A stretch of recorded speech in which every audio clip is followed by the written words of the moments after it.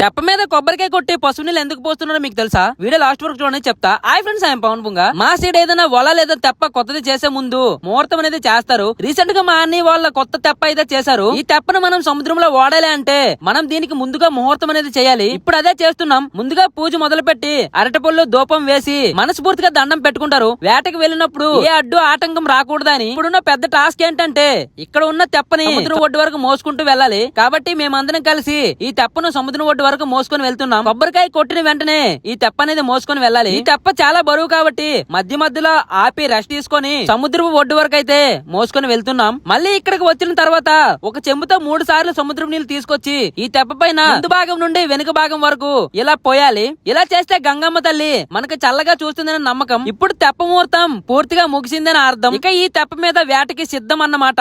అందుకనే రేపటి కోసం కావలసిన వలను కూడా తీసుకురావడానికి ఈ షెడ్ లోకి వచ్చాము. రేపటి కోసం వలని కూడా తీసుకుని ఇక్కడికి వచ్చి సిద్ధం చేస్తున్నారు. ఈ వీడియో ఎలా ఉందో లైక్ చేసి షేర్ చేసి ఫాలో చేయండి. మళ్ళీ కలుద్దాం ఇంకా మంచి వీడియోతో.